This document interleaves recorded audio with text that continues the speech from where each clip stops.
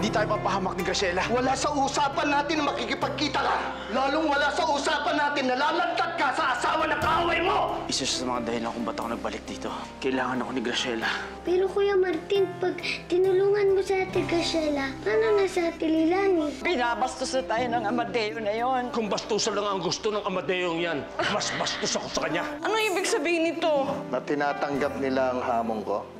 Talagang makakatulong si Graciela sa gusto kong pagganti. Sige, gamitin natin siya. Pero nasa na siya, Martin? Mukhang hindi na siya dadating. Darating yan. Leilani, mahal niya ako. Eh ikaw, mahal mo ba siya? Oo, mahal ko si Graciela, Leilani. Dahil hindi tulad mo, naniniwala siya sa akin at di niya ako iniwan. Hayop ka, Graciela. Dahil sa'yo nalaglag ang anak natin. Hindi kami nakita ni Graciela. Importante magiging papel ni Graciela sa laban natin ito. Maaaring siya magpahamak o magpanalo sa atin. Handa ka na bang pumatay o makapatay?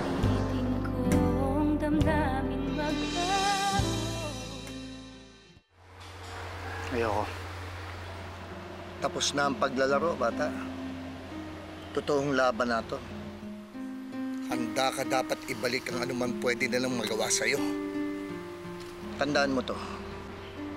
Hindi sila magdadalawang isip na patayin ka.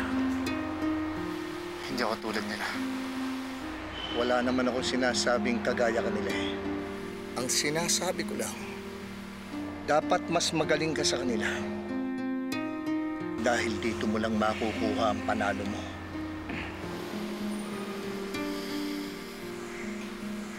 Kung hindi mo kaya, nag-aaksaya lang tayo ng oras dito. Itutuloy ba natin to?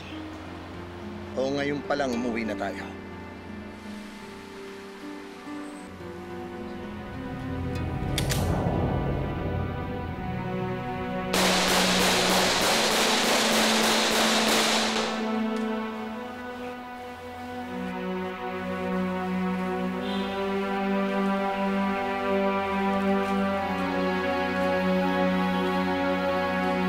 Handa ka na nga.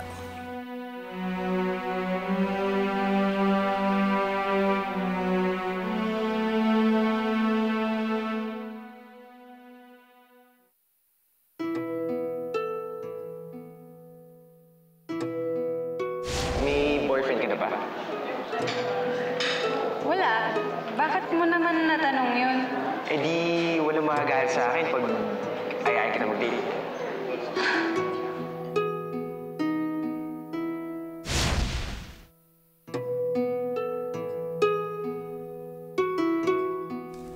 Uy! Ay! Kiefer!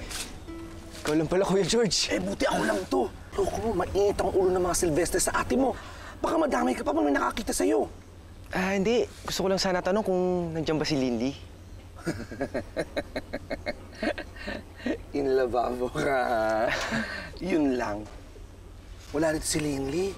Ha? Nasa ospital, binabantayan si Graciela. Bakit ho? Anong nangyari kay Ate Graciela?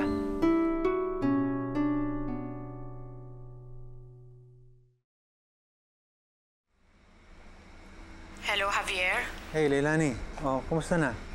Miss na kita. Okay naman. Okay pa. Guess what? Nakakuha ko ng leave. Pupunta na ako dyan. Ha? Naku, wag na. Medyo magulo pa kasi yung sitwasyon dito eh. Bad timing lang kung pupunta ka. Ano eh, nagkakagulo dyan? Eh, di mas kailangan ako dyan, di ba? Eh, hindi. Wag na lang, Javier. Ate? Sadali, may gagawin lang ako. Tatawagan na lang kita ulit. Hindi. Hello? Leilani? Saan ka na galing? Si Kuya Martin. May kailangan siyang malaman.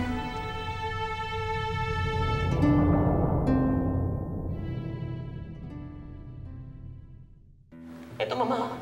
Nahuli ko sa kanya.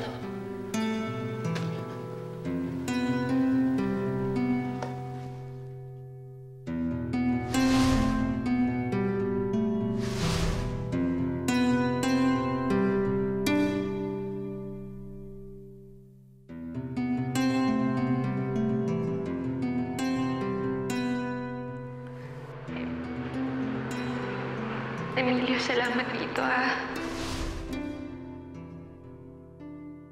Tatay, kayo na kung bahala magbigay sa kanya dito, ha? Kayo na kung bahala.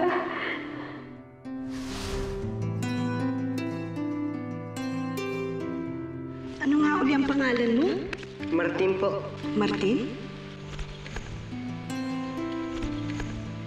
Ikaw si Martin?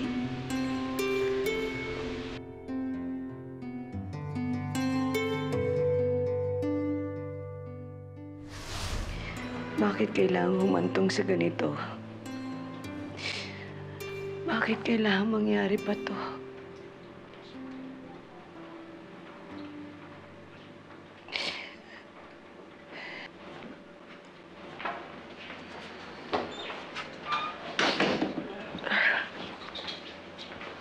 Ma? Hindi, anak. Ma, are you okay? Oo, okay lang ako. Ma, kailangan daw po kayo makausap ng doktor. Sige, ikaw muna magbantay kay Graciela, ha? Ma, maaayos pa ba ang lahat ng to? Sa totoo lang, Gaily. Sa tingin ko, hindi na.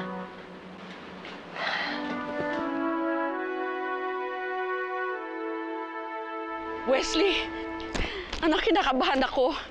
Alam mo, maraming ginagawang kalokohan yan, daddy mo. Sanay na ako. Sanay ako doon, pero ngayon, ewan ko. Eh, Lola, kung nandyan lang ako, wala kayo dapat ikatakot. Tonyo, Frankie. Ay, Wesley, ang daddy mo. Dapat hindi kayo mawalan ng robing dito sa loob ng... Amadeo! Amadeo, ang anak mo nandito, oh! Kausapin mo! Mamamaya na! Ma, tell him, I'll call him later! Please, huwag kayo sumabay! Hello? Dexter. Lola, kung ayaw niya ako kausapin, hayaan niyo na siya.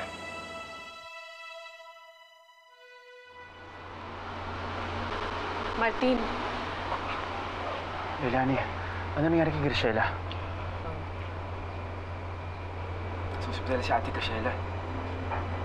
Bakit? Ano nangyari? Martin, nalaglag ang batang dinadala niya. Sabi pa ni Kuya George, ang usap-usapan sa mansyon, nilugbog daw ni Louie. Kiko, hindi ka pa sigurado kung totoo yun. Leilani, kailangan ko siya makita. Kailangan ko malaman kung ano nangyari sa kanya.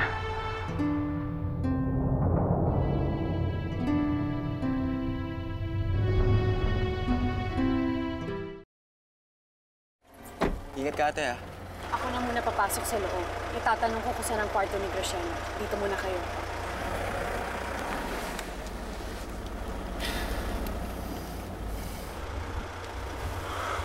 Malala na malala yung sitwasyon dito, Kuya Martin. Hindi ka ba natatakot? Ba't ikaw natatakot ka? Isipin mo lang yung ginawa ng mga Silvestre sa inyo. Sa mga magulang mo. Sa nanay at tatay mo. Makawala yung takot mo. Pero mas natatakot ako para kay Ate Leilani. Paano kapag siya naman yung mapahamak? Hindi ko kaya mangyari yun.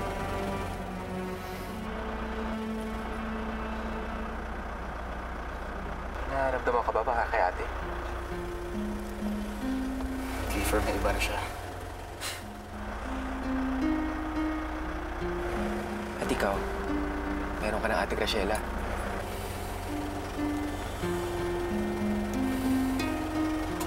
Hindi ko alam. Hindi ko alam kung anong meron ako.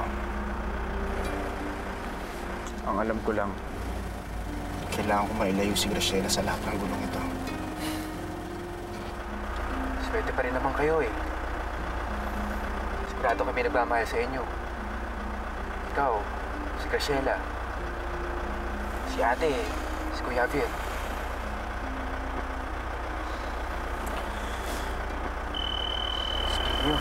si Kuya Javier.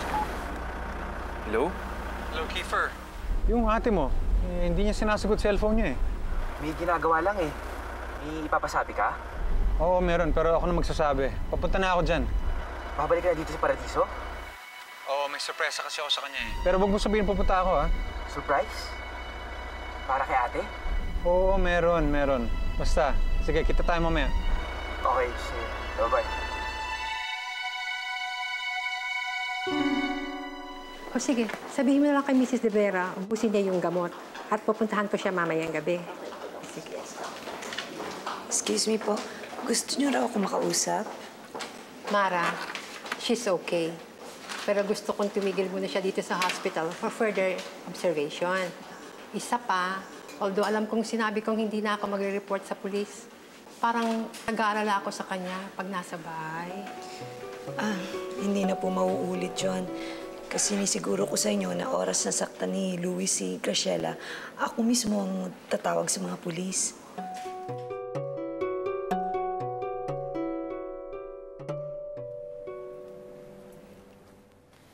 Alam ko na kung saan ang kwarto ni Graciela. Wala nang tao doon ngayon. Nauna nang umalis si Tita Mara, tapos sumunod si Linley. Nandyan si Linley? Bilisan na natin. Konti lang ang oras na meron ka para makausap si Graciela. Suot mo to. Nakuha ko yan sa loob. Pwede mong disguise. Halika na. Wala na tayong oras. Baka ito na lang ang pagkakataon na makausap mo si Graciela.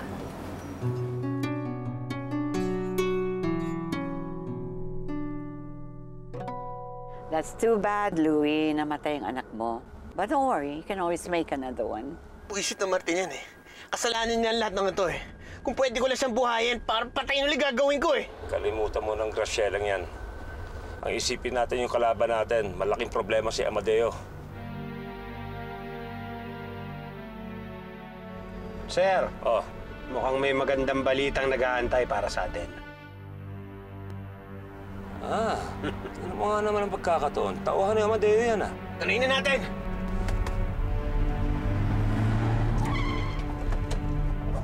Turuan ninyo ng leksyon, pero huwag ninyong tutuluyan. Bilisan nyo, susundin pa natin si Graciela. Papa, Mama. Sino kayo? Anong problema? Ha?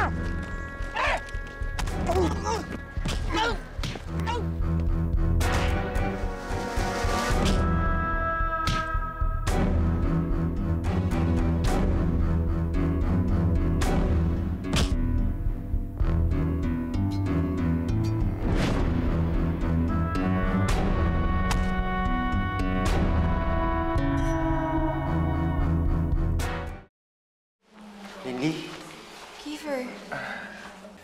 alam kong bad timing pero sa lahat ng mga nangyayari, wala na sigurong magandang oras para sabihin sa ito. Anong ibig sabihin mo? Linley, gusto kita.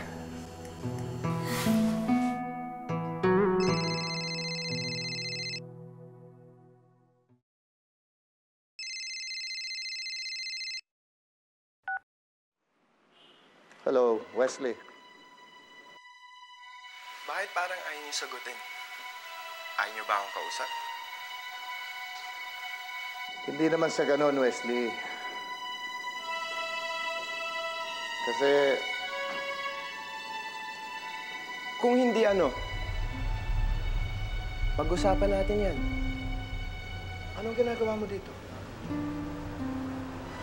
Batong-bato na ako sa Pangasinan eh. Mukhang mas exciting buhay dito. Dito! Dito! May problema tayo. Di ba?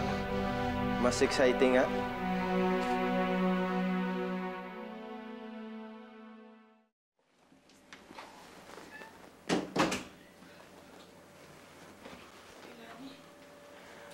Pag-usapan nyo na ang dapat nyo pag-usapan.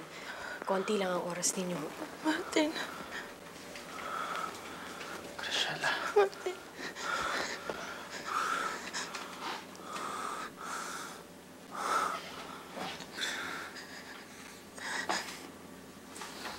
Graciela, patawarin mo ako. Hindi dapat nangyari sa'yo ito. Wala na tayong magagawa. Ito na rin siguro ang ginusto ng Diyos. Saka, mas mabuti na rin to kaysa naman ipinanganak ko siya sa lahat ng gulo na nangyayari. Ngayon, pwede na nating tapusin ang gulong ito. Pwede mo nang iiwan si Louie. Itatakas na kita dito. Ilalayo na kita.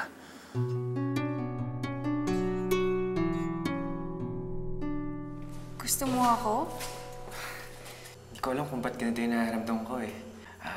Alam ko mabilis, pero ito yung totoo, Linley. Ay, nililigaw ka ba sa anak ko? Dad. Kung may bala ka, huwag mo nang ituloy. Ha? Sumagot ka. Siguraduhin mong tama yung sagot mo. Kung hindi, bahala kakausap sa'yo. Dad, magkaibigan lang kami. Huwag mo naman siyang takutin. Kahit magkaibigan, kahit yun, bawal. Hindi ako makakapapayag. Ayoko makita pag bumukha mo, ha? Umalis ka na. Dad, how can you? Stop this! Nakakadagdag problema lang yan, eh.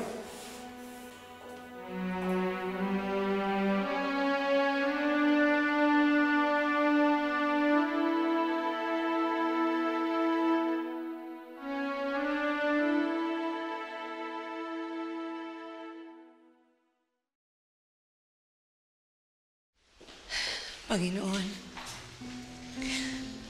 bakit po nagkakaganito ang pamilya namin?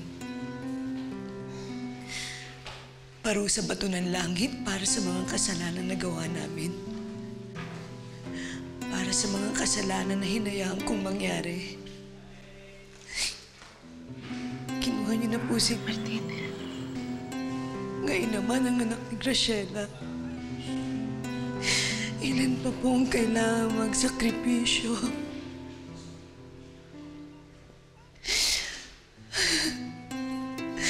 Anak ko po si Louie at mahal na mahal ko siya. Pero hindi na ako papayag na may madamay pang mga inosenteng buhay nang dahil sa anak ko. Kaya Panginoon, hinihiling ko po sa inyo. Bigyan niyo po ako ng lakas para lumaban.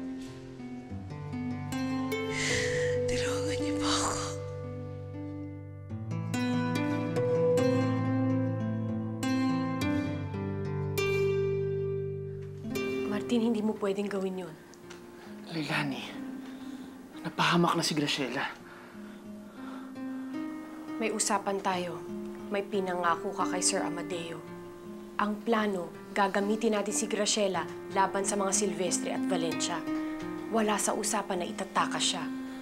Leilani, tingnan mo nangyari sa kanya. Baka mas lalo pang lumala sitwasyon kapag tinuloy natin yung plano natin. Graciela, kailangan namin ng tulong mo. May pagkakataon kang balikan ng mga taong gumawa nito sa'yo. Ang tanong, kaya mo ba? Hindi mo kailangan gawin to, ha? Huwag ka mag-alala. Tutulong ako sa inyo.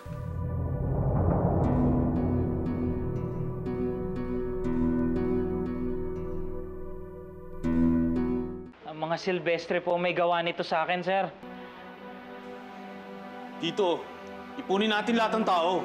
Sumugod na tayo dun! Hindi pwede. Hindi tayo pwede magpabaya. Baka pinapainan lang tayo ng mga yun eh. Mas maganda yung hindi nila inaasahan ang pagbuelta natin sa kanila. Hindi inaasahan?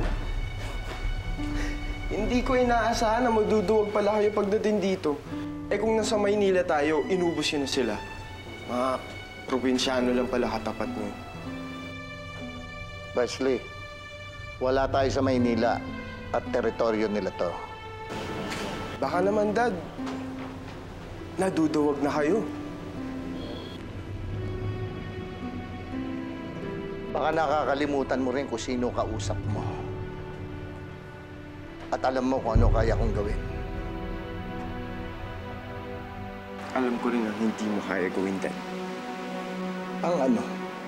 Ang maging mabuting ama. Bumalik ka na ng Pangasinan. Hindi kita kailangan dito. Hindi, Dad. Hindi, Dad. Mas maganda buhay dito. Mas exciting. Patutunayan ko sa inyo, hindi na ako malambot. Mas exciting buhay dito.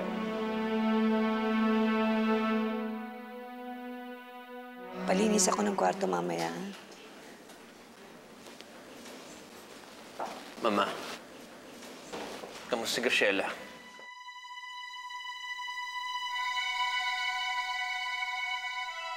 Maayos naman siya. Saan ka ba galing? Gusto mo kumain muna tayo? Puntahan na lang natin siya. Sigurado ka ba sa desisyon mo? Tutulong ka sa amin, pero paano si Louie? Kilala ko si Louie. Hindi niya ako sasaktan basta't hindi ko siya lalabanan. Kaya lang naman ako nagkaganito dahil sinagot-sagot ko siya.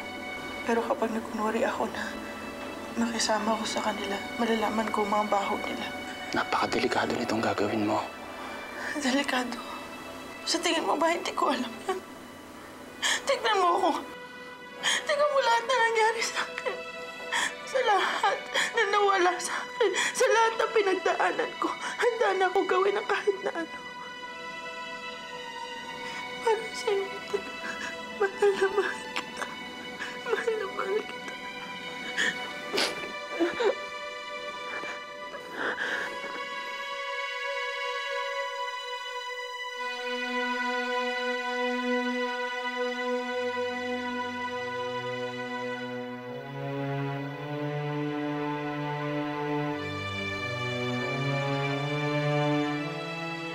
Hindi ka nagugutom? Okay lang ako. Sige, halika na.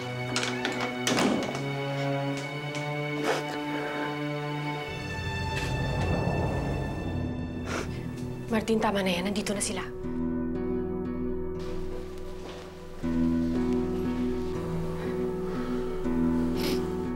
Pangako mo sa akin na pagkatapos ng lahat ng gulong ito, ikaw pa rin at ako. Ikaw pa rin at ako. Mahal, Martin.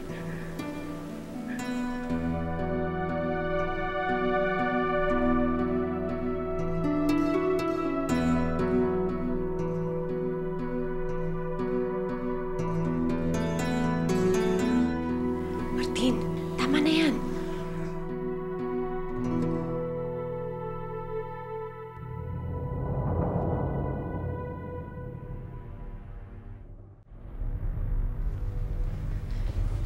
Ginagawa mo dito?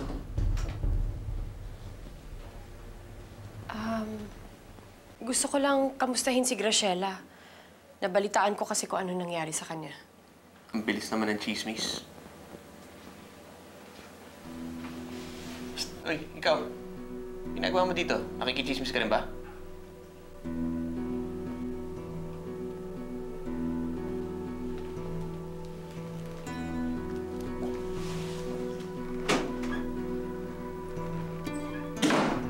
Saan makatingin ng doktor na yan, ah? Mauuna na rin ako.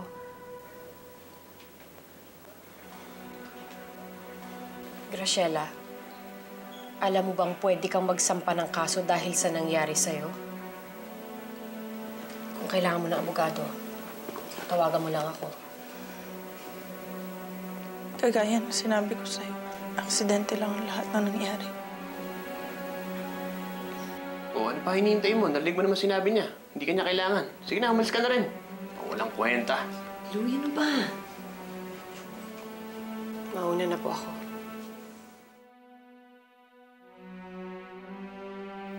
Ang kwentas na yan. Ito? Ano mo mukhaan mo? Oo, kay Martin to. Sa ex mo. Pero dahil sa akin na si Graciela, akin na rin to. Ba't gusto mo angkinin? Ano ba? Kanina ka pa. Pasensya ka na kay Louie Leilani, ha? Bilib din po ako sa inyo. Sa bagay, isang ina lang ang makakatagal sa anak na ugaling demonyo. Magpastos ka!